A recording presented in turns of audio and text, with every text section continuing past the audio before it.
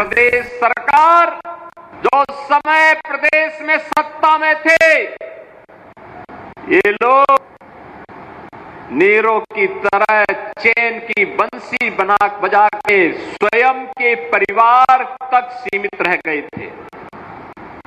करिए 2017 के पहले यही क्षेत्र था जहां इंसेफ्लाइटिस से बच्चों की मौत होती थी।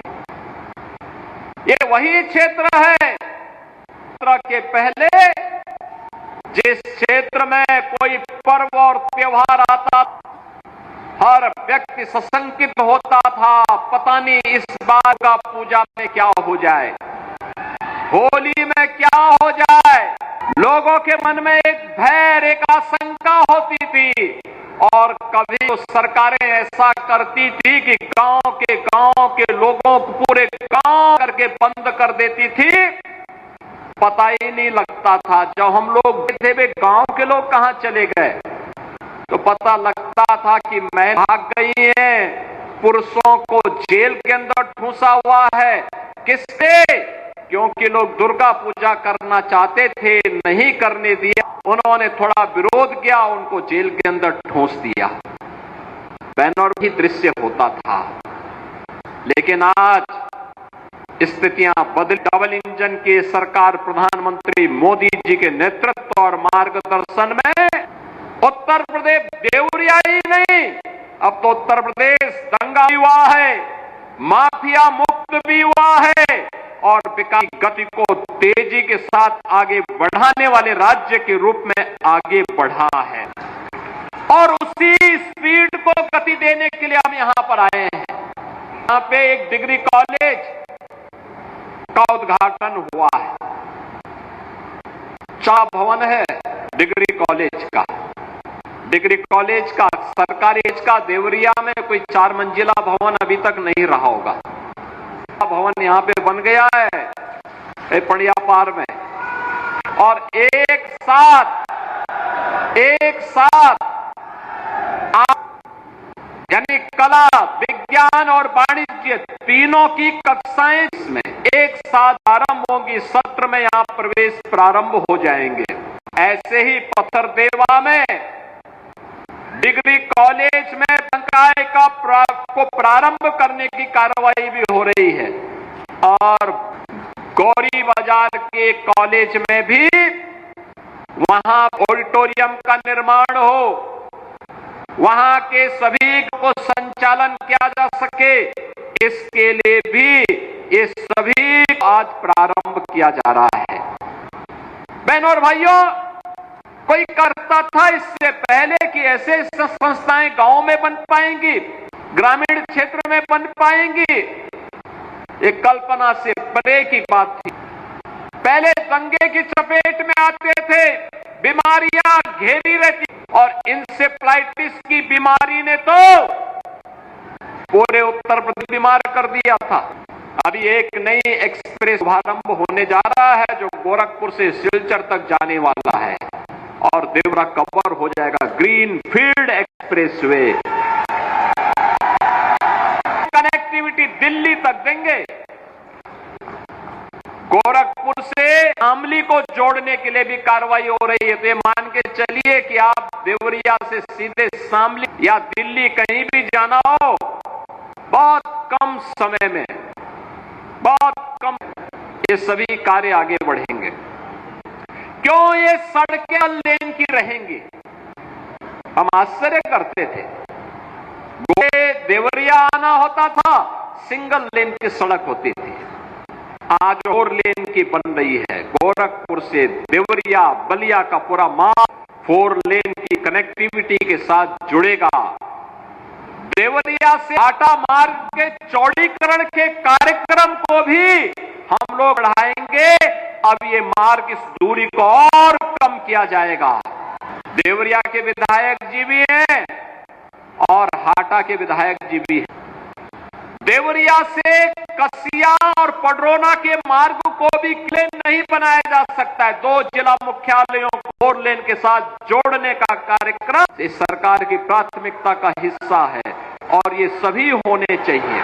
बहनों और भाइयों, इस क्षेत्र की पहचान जिन चीजों के लिए थी, पिछली सरकारें दी, चीनी मिलों को बंद करके यहां रोजगारी दी, पिछली सरकारों ने यहां पे दंगे, पिछली सरकारों की सोच ही वही थी। होगा भी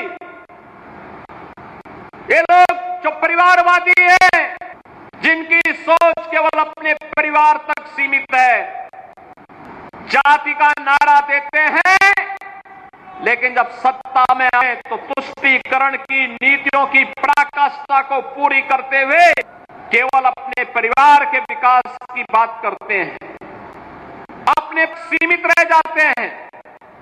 आपने देखा होगा जब 22 को पहलगांव में पर्यटकों पर हमला हुआ था, आतंकी हमला, समाजवादी पार्टी के नेताओं के बयान, किस किस प्रकार के बयान आते हैं, ये पता नहीं कठिनाई होती है कभी कभी कि ये समाजवादी पार्टी के नेता बयान है या कोई पाकिस्तान का प्रवक्ता बयान दे रहा है। ये पता लगाने में ही कठिनाई हो जा रही है। आपने कल समाजवादी पार्टी के एक पदाधिकारी का मुंबई में दिया गया बयान देखा होगा। इससे पहले कानपुर का एक अपने परिवार के साथ आया था पहलगांव, स्वर्गीय स्वेदी, शुभम द्विवेदी की निर्मम हत्या कर दी। जब पत्रकारों ने समाजवादी पार्टी के अध्यक्ष से पूछा, आप समाजवादी पार्टी आप वहां क्यों नहीं गए, तो उन्होंने कहा कि हमारी पार्टी था। कितना दुर्भाग्यपूर्ण और शर्मनाक बयान है। और भाइयों, देश की संवेदना होनी चाहिए अपने नागरिकों पर। पूरा देश पार्टी लाइन से ऊपर उठ करके एक इस घटना की निंदा कर रहा है और समाजवादी पार्टी के लोग इस प्रकार का दुर्भाग्य देते हैं, इस प्रकार का दुर्भाग्यपूर्ण बयान देते हैं। पहलगांव की घटना में उनका एक राष्ट्रीय महासचिव बयान देता है, कहता हिंदू ने हिंदू को मारा है, यानी पाकिस्तान को क्लीन चिट, अच्छी चेष्टा। उनका एक सांसद उससे भी घटिया स्तर का बयान देता है। क्यों? जब भी जातिवाद की राजनीति होगी, जब भी विभाजनकारी राजनीति होगी, तुष्टीकरण की पराकाष्ठा को पार करते हुए आपकी सुरक्षा के साथ खिलवाड़ करने का कुत्सित प्रयास करेंगे, जैसे वर्तमान में कांग्रेस के नेता और समाजवादी पार्टी के नेता कर रहे हैं। हमें एक स्वर से निंदा करनी चाहिए। आतंकवाद के खिलाफ देश की लड़ाई प्रधानमंत्री मोदी जी के नेतृत्व 144 करोड़ के भारत को एक स्वर से लड़ना चाहिए। ऐसे प्रधानमंत्री मोदी जी के नेतृत्व में आतंकवाद का नाबूद करने के संकल्प के साथ आगे बढ़ना चाहिए। के साथ अगर हम आगे बढ़ेंगे तो जैसे 10 में आपने देश से आतंकवाद को, नक्सलवाद को, उग्रवाद को समाप्त होते हुए देखा होगा, ऐसे ही जो थोड़े तत्व आप सिर उठाने का प्रयास कर रहे हैं, इनके भी जहन्नुम में जाने के दिन बहुत शीघ्र सामने दिखाई दे। और इसीलिए बहनों और भाइयों, आज हम सब आपके बीच इसी लेकर के आए हैं। आखिर देश के बारे में कुछ तो दायित्व चाहिए, एक तो सीमा होनी चाहिए, सार्वजनिक सीमा रेखा तो होनी चाहिए। जब राजनीतिक पूर्वाग्रहों करके हम देश के बारे में सोचें, समाज के बारे में सोचें, जनता जनार्दन के बारे में सोचें, लेकिन उस संकुचित सोच के साथ आने वाले लोगों से उम्मीद नहीं की जा सकती। उनसे ये उम्मीद नहीं की, उनके समय में विकास नहीं हुआ। बहनों और भाइयों, देवरिया की चीनी मिल का मामला सुप्रीम नहीं होता तो शुगर कॉम्प्लेक्स का पैसा हम लोग यहां पे उपलब्ध करा दिए होते, हमने सुरक्षित करके रखा हुआ है। लेकिन सुप्रीम कोर्ट में माननीय उच्चतम न्यायालय में लगा होने के नाते इस मामले में हमारे हाथ बंधे, लेकिन पैरवी हमारे स्तर पर लगातार जारी है। ये मामलों का निस्तारण होता है देवरिया जनपद। यह कार्यक्रम आगे बढ़ना चाहिए, यहां के किसानों की आमदनी बढ़नी चाहिए। 10-11 वर्ष में जो परिवर्तन आया है, आज अन्नदाता किसान यूपी और देश के अंदर आत्महत्या नहीं करता है, आज भूख से मौत नहीं होती है, आज नौजवान प्लान करने के लिए मजबूर नहीं है, आज हर एक तबके के लिए सामाजिक सुरक्षा की गारंटी सरकार दे रही है। सरकार उसके साथ में, युवा के साथ, महिलाओं के साथ में है, बेटी और व्यापारी की सुरक्षा के लिए प्रतिबद्ध, और हर दंगाई और माफिया को की भाषा में जवाब देकर के उसके सीने पर चढ़ करके जवाब देने के लिए तत्पर भी सरकार है।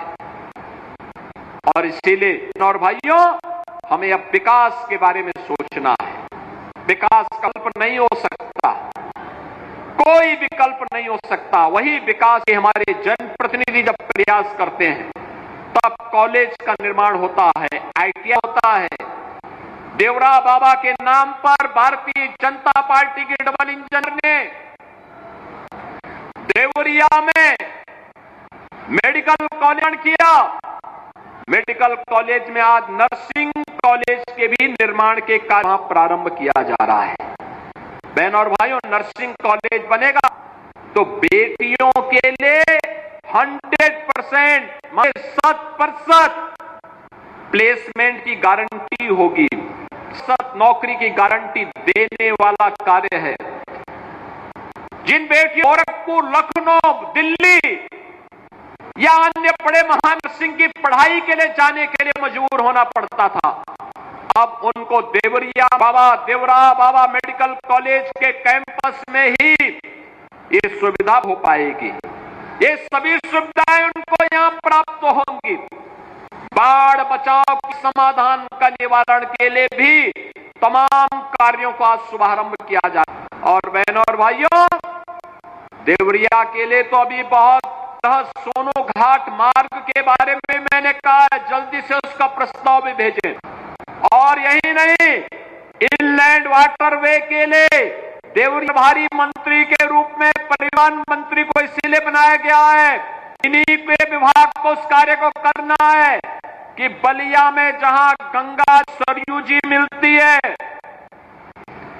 गंगा जी की धारा वाराणसी और प्रयागराज के लिए इनलैंड वाटरवे की सुविधा दी गई है, लेकिन अब सरयू जी के रास्ते अयोध्या तक भी इनलैंड वाटर की सुविधा मिले, जिससे देवरिया के किसानों के प्रोडक्ट को भी अंतर्राष्ट्रीय बाजार तक पहुंचाया जा सके, वहां आया जा सके।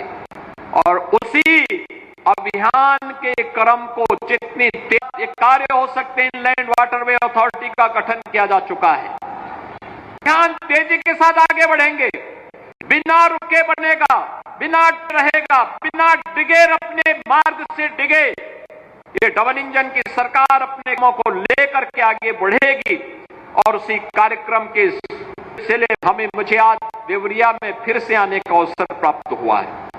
बहनों और भाइयों, याद करिए, इसी देवरिया और कुशीनगर में भूख से मर रहे मुसहर और तमाम गरीब तबके के लोगों के बीच में हमें 2017 के पहले देखने को मिलता था, वहां जाना पड़ता था, क्योंकि उनका राशन तब तत्कालीन सत्ताधारी दल के लोग खा जाते, उस समय उनका राशन वे खा जाते थे। आज किसी गरीब पर कोई डकैती नहीं डाल सकता, और अगर डकैती तो उसे भी मालूम है कि डकैती की कीमत क्या चुकानी पड़ेगी। बाद में जो कमाया होगा वह भी सरकार अपने कब्जे में लेकर के गरीबों में वितरित करने का देगी।